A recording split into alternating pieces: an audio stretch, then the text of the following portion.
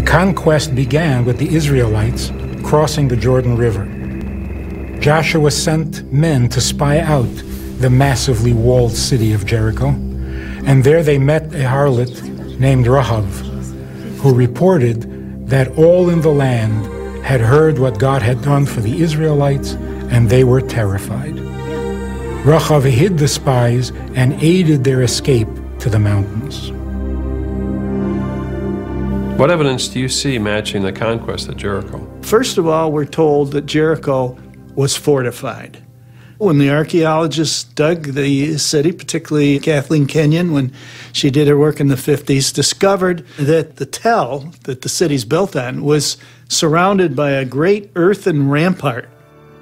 Excavators found that Jericho was protected by a brilliant defensive system.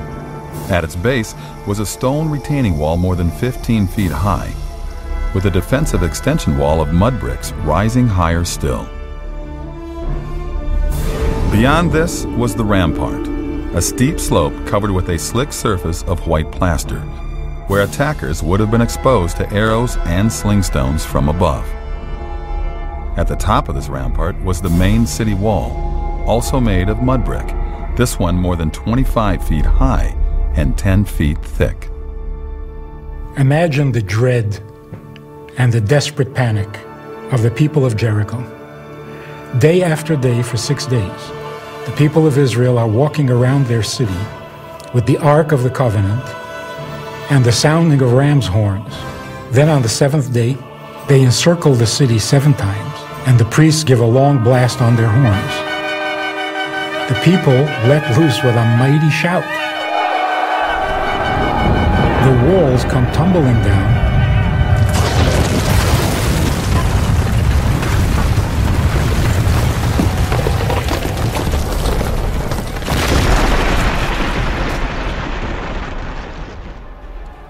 allowing the Israelites to climb up into the city, taking it and commencing the conquering of the land of Israel.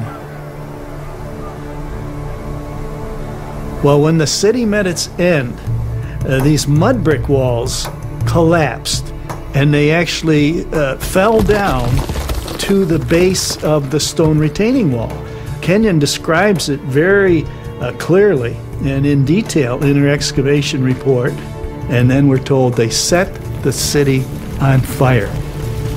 And that's exactly what we find. Jericho was massively destroyed by fire.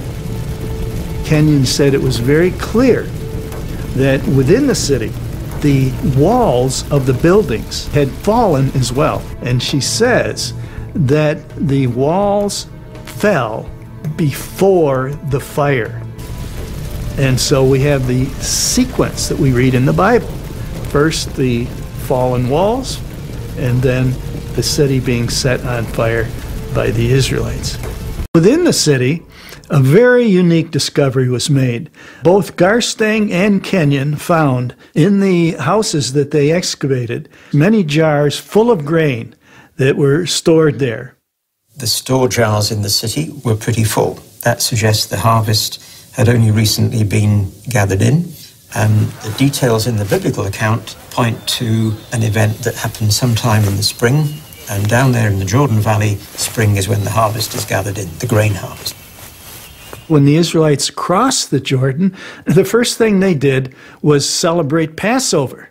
Well, when is Passover? Again, the spring of the year. The full jars also indicate that if this was a siege, it was very short, unusual for a strong fortified city such as Jericho. And that matches the biblical account because the siege was only 7 days. Otherwise, the people inside would have consumed a lot of that grain if it dragged out for months. Was the grain found all over the city? Yes. In every house that was excavated, they found jars of grain. There's one other intriguing detail at Jericho that fits the Bible remarkably well. It had to do with a promise made to Rahab. She actually lived in the city wall, and after hiding the spies, they promised her that she and her family would be protected when they attacked the city. And they kept their promise. She had marked her home with a scarlet cord, which she hung out the window. But if her house was built into the city wall, how could it have survived? I came across the actual archaeological report that the German excavator of Jericho, Ernst Sellen, had published in 1913. He was the first to conduct a major excavation of the site, and I could see that his work was impressive, but now seemed to have been forgotten. Here were detailed plans and photographs, including one part of the site, which echoed the Rahab story in an unexpected way. The Germans found that in this one short stretch on the north side of the city, there were houses built on the rampart between the lower city wall and the upper city wall, and some of those houses were built right up against the lower city wall. They found that the city wall did not fall in this area. So that provides an explanation for how the spies could have saved Rahab and her family, because God brought the wall down everywhere else except where her house was, and we have archaeological evidence to back that up.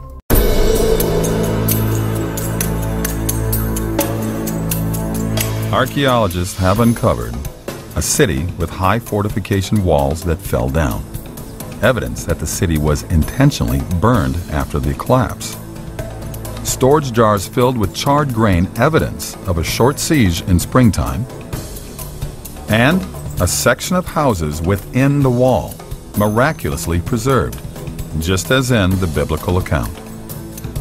According to the biblical account, Joshua spoke a curse against anyone who would rebuild the city of Jericho. And the archaeology shows that after the destruction, the city of Jericho was indeed abandoned for centuries.